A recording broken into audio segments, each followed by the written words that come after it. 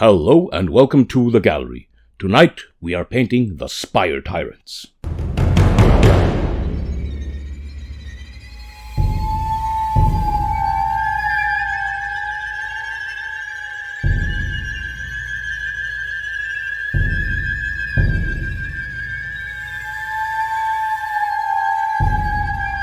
Warcry.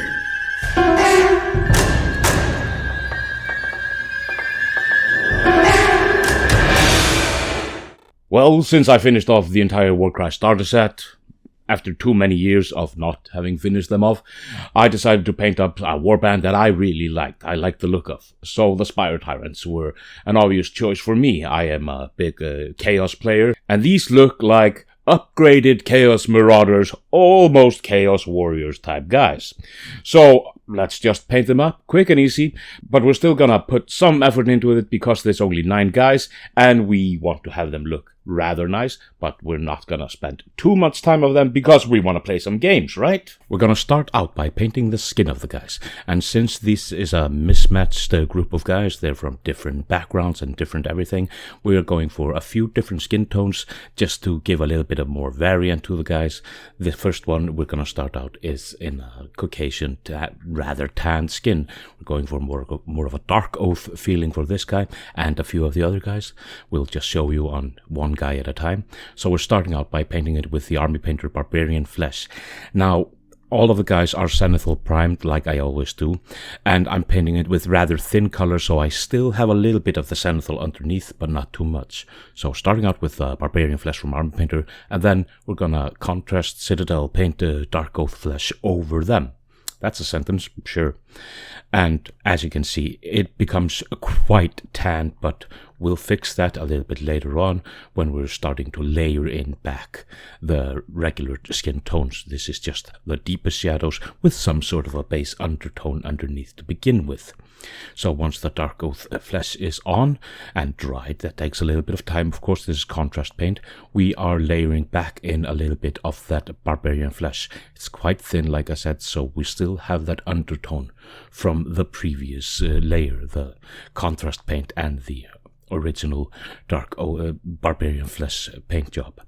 And since it's quite thin and we're doing this quite quickly, dragging the brush just across the face, it'll catch the greatest highlights but still be fairly quick.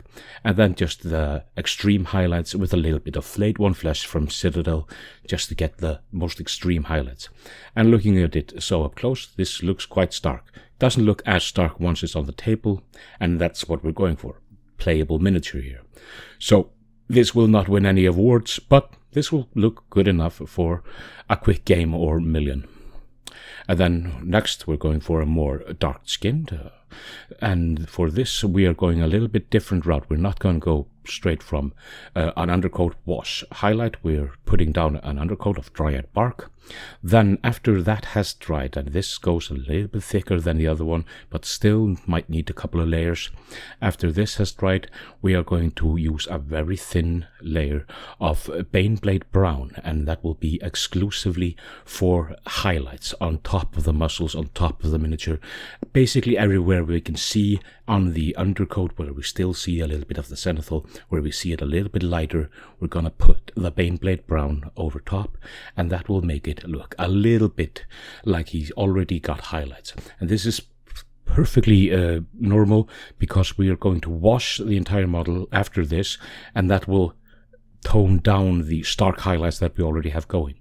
And usually I would go for quite a different wash than a brown wash or a tan wash, because that'll make it too mundane, too normal. It will not have the desired effect of something interesting going on. It will be too monotone.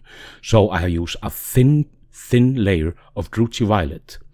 Now the blue in this wash will counteract against the red that's already in the brown colors, and will give it a little bit more natural look. It will be quite dark, but it'll give it a more natural look, to much more strained and powerful. And for these barbarian guys, these chaos guys, they are quite toned and they're quite rough. So a little bit on the darker side, a little bit more for these guys. it's fine. And then we're going back for the plain plate brown, and we're just grabbing a little bit highlights, and it's quite thin, as you can see. Just getting some highlights because it was quite dark. But I think the Druchii Violet on top of those dark skinned tones that we already put down, that'll look quite nice and more natural. Now we're going for a really pale skin next, and we're putting down Flayed One Flesh, both on this guy and then also on the Beastmen that's in the warband, because they are from everywhere, these guys. So they have Beastmen, Chaos Dwarves, you name it, they got everything. So we're putting really thinned out Flayed One Flesh. We're gonna put 2 or 3 coats of this, and then Reichland Flesh Shade, little bit thinned out on top of that, just to get some definition to all those pale muscles. And as you can see, he's gotten this really pale skin. I guess he wasn't in the sunlight that the Dot Gold Flesh were in, I don't know. So he's getting a wash of Reichland Flesh Shade, and that's a thin wash, but still, as you can see, it is quite on the thick side. And then for the fur, we're just going to use Skeletal Horde on top of the fur, just to get a little bit of a different look to it. And he almost looks like a dirty sheep, which is a fun look for a Chaos Warrior. A dirty sheep beastman. Why the hell not? And that looks pretty nice. We're not going to do too much more for the fur of the beastman. We'll be adding a little bit of shades later on, once I figured out, I want a little bit more shade. See that later on in the video. But he is pretty much done at this point. Well, the skin of him, the fur on him. However, for the pale skin, we are going to add some extra layers on top of that, and that will mainly be done with Flayed One Flesh, just a little bit to get some more definition to the muscles again. And then after we've done a little bit of the Flayed One Flesh on top of the muscles and everything like that, we get a really thin layer of Vallejo white.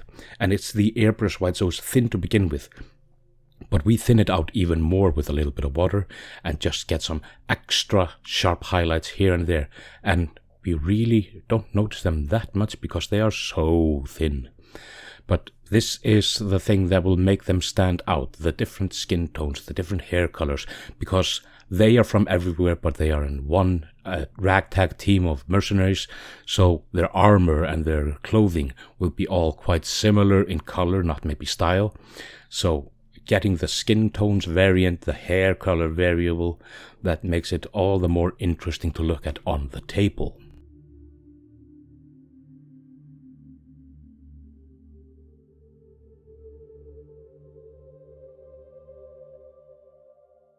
And now let's continue on with what's different between the guys before we start on all the stuff that's the same. So we're starting out with the hair, and this guy has blonde hair, and I think this was the only guy I had blonde hair. So we start out by putting a little bit of Nastrag yellow contrast paint on top of him, and then some Uriel yellow Citadel paint just dry brushed on top of that, and then that hair is done. Now for the Chaos Dwarf and one of the other guys, we're going for a red hair and red beard, and this is quite red. So we're using Flesh Terror's red contrast paint, and it is quite a dark contrast paint, but it looks really good, and it looks powerful, especially on a Chaos Dwarf. He looks menacing. So we're putting some contrast paint on the beard, but it's still a little bit on the flat side. So after that has dried, I'm putting some Nuln Oil, just shading it in the deeper crevices and underneath and here and there on it, just to give it a little bit more character. Once that has dried, I'm getting some Corn Red from Citadel as well, and most of the paint I will be using is Citadel and contrast paints. It's simple, and we're dry brushing some Corn Red on top of it just to get those extra highlights going. Now for the black hair, we're just going really simple. It's got zenithal highlights, so we're just putting Basilican and Grey on top of it. It'll give us the highlights and it'll give us the shadows, but still not as really black as Black Templar. Now for the horns, we're using Apothecary White just on the front bit of the horns, and then we're getting Skeletal Horde and mixing in from the back and wet blending in the middle, and it'll look really nice. Just be careful that we're not over saturating the horns, because then they'll almost disappear, and just going back and forth with the two colors. Once they have dried, I'm using a little bit of Nuln Oil, and I'm just feathering that into the horn just to get a little bit of more texture going in the horns. It'll look a little bit nicer after I do that. And then a little bit of Agrax Earthshade as well, just to give it a little bit more natural look as well. And when I was using it, I decided, yes, let's put a little bit of Agrax Earthshade on the furry bits of the Chaos Beastman, the Sheepman as I like to call him, just on the furry bits. Now, after all that is done, we have some mouth and eyes to paint, and the main thing here is just brace yourself as much as you can, and then dot the I's, cross the T's. Dot the I's and cross the teeths. Hey! And put a little bit of pink into the mouth and a little bit of white on the teeth, and then that's pretty much done. Let it dry, let it get really, really dry, and then I'm just putting a little bit of null oil over both, just to give it a little bit of extra texture and shadow around the eye. You see the little bit of white that was out of sorts in the eye. Once I put the null oil, that goes away, and it'll look pretty nice. Now that we've done everything that's different between all the guys, let's start working on the stuff that will make them a uniform team. Starting on the cloth, I'm using a little bit of Gryph-hound orange here and there on the cloth bits, and then in the uppermost recesses and in the shadowy recesses of it, I'm using Flesh Terrace red and just wet blending that together. Gives it a little bit extra flavor, makes it a little bit more oomphy, it makes it pop a little bit more, and I kind of like that. Now, we will be adding some highlights to everything that we're doing here a little bit later on, but first let's just work on some base coats, because we're using contrast paints almost exclusively for all base coats. Let's just do the base layers first, and then work on highlights. For all the leather bits, boots, belts, straps, whatever, we're using snakebite leather. It's a lovely looking color, and with all the rough texture that the Zenithal has, it makes it look even rougher, like it's been worn for quite some time. And of course, that's a good look for these guys. They've been running around killing for a long time. Now, at some places where should have been skin, should have not been skin, I maybe should have painted skin there, but I didn't. We're just gonna put the leather in there. It'll look like he's got a leather armor underneath or something like that, and that's fine. Also, don't forget all the hilts of all the weapons, which there are many. And then for all the bone bits, both the skulls I added to the base, and on their emblem, which is a bone, I just use Skeletal Horde. It's quite simple, just quickly brush that over, and we'll highlight that a little bit later on to make it look a little bit more bony. We're just working on the shadows of the bones at this point. And also Skeletal Hordes on the net, just to give it a little bit of different look. Now, when you're brushing over this net with a contrast paint, be careful to fix it up and get all those contrast paint out of all the holes so it won't clog them up. And now for the leather, we're just using a little bit of Baneblade Brown, and we're highlighting that both on the handles of the weapon and on all the belts, and making some minuscule scratches on all the belts and the leathers and the boots, just to get a little bit of extra look to it, like it's been worn a little bit more. And use it thinly, and then you can get quite a decent highlight without spending too much time on it. And as you can see, a little bit of micro scratches here and there gives it a somewhat decent look. Now for the cloth, I went a little bit different. I'm trying out a new paint that I got gifted this Christmas, which is the Inktense paint from Scale 75. And I like it. This is Inktense Ochre, and I like it. It's quite thin, but it gives a nice crisp highlight though. And for the bone, just using bone white from Vallejo, and that's pretty much done for the bone. It's quite simple, and you don't have to worry about the skulls too much. We will be putting some texture paint on the bases and everything like that, and a little bit of shadows will actually be formed with that, and then just dry brush it over there, the bone white, and that's pretty much done for that until we hit the metallic bits of it. Now for the armor panels on them, I'm using Black Templar contrast paint, but it is quite a stark paint, so I'm mixing in a lot of contrast medium to it. It's 50-50 mixed. So we will have more control over how dark the armor panels are going. We start out by putting one layer, and I felt that was a little bit too on the light side. It was too gray, so I let that dry, and then I just put on another layer, focusing maybe a little bit more on where I want them to be a little bit darker, where I want a little bit more shadow in it, and like you see, a little bit more shadow on the bottom, and then just feathering it out a little bit with a somewhat dry brush. And then you can control much more how dark it is. If you would just put a single layer of that really, really dark black Templar, you would have completely black.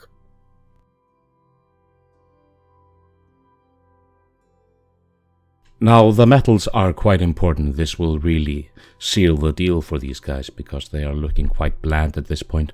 So I'm going to use just TMM, and that's quite simple and quite quick. We're starting out with lead belcher, just painting on all the metallic bits, the silver bits and everything like that.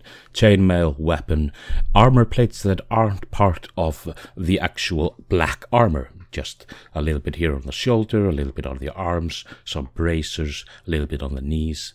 Just getting some silver down here and there to make it look nice and lovely. Like you can see, a little bit on the knees, because it doesn't have the trim, so it wasn't black. Mainly the golden parts will be on the stuff that has trims, so that's pretty damn simple. And now, as you can see here on the chainmail, where it's the simplest model to show it on, we are just putting in a lot of null oil. And I mean a lot. We want it to look dark and shadowy, so null oil on all the silver bits, and as you can see, immediately all the texture pops out and looks lovely. And we just wait for that to dry, and of course on the weapons, don't forget the weapons, and really take a look at the model where you painted silver, because I forgot a few places that I have to go over afterwards. Like that, I forgot about the face mask, even though it's quite burly and big, but still, I looked at it and did not add shade immediately.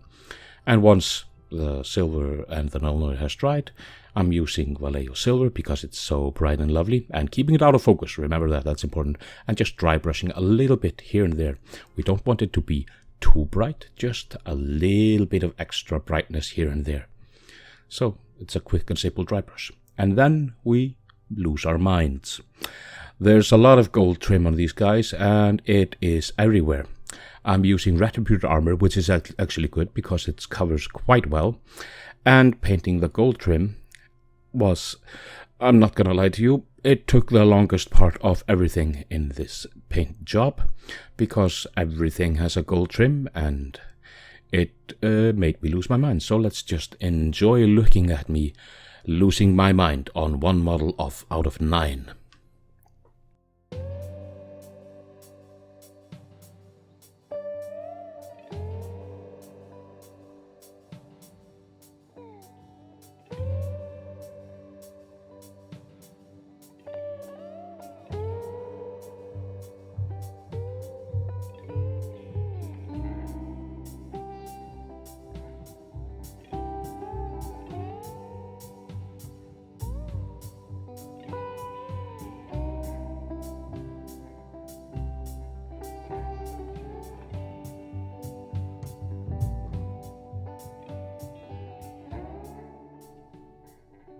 Well, that made me tired only looking at it.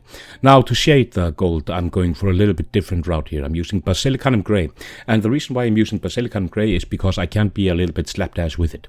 If it goes into the black, that's fine, because it'll just add a little bit of more shade, a little bit more recess shade on the black parts of the armor, because it's so similar to the undercoat we used earlier. And it also gives it a more worn look, the gold metal bits. So, do a rough shading with it. If it goes anywhere else, it's fine. And then just a quick, really soft dry brush with silver on top of all the gold bits, and it'll look really, really nice. And that's basically it for the paint job. I'm just putting down the usual texture paint and stuff on the base like I always do. You can see that in the Fury Chaotic Beast video. And then, of course, a little bit of blood here and there. I mean, this is Chaos Force. Ergo, they killed a lot of guys to get here, and they're still doing their fun business.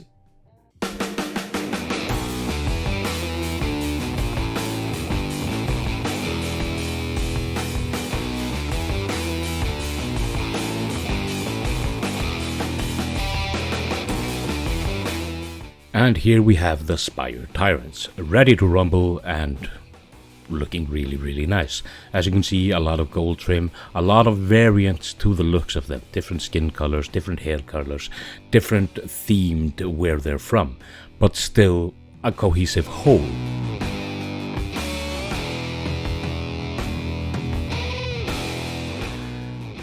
Thank you very much for joining me here today. There are links in the description for all kinds of stuff, social media and various tidbits. You do with it what you will, like, share and subscribe, and let the colors flow. But until next time, farewell.